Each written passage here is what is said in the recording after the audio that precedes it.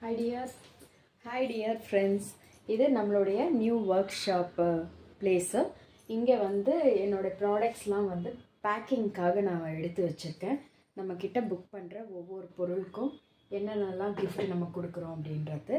ஏற்கனவே நான் வந்து நிறைய ஆஃபர்ஸ் அனௌன்ஸ் பண்ணியிருந்தேன். நீங்கள் சேனல் சப்ஸ்கிரைப் பண்ணிக்கோங்க.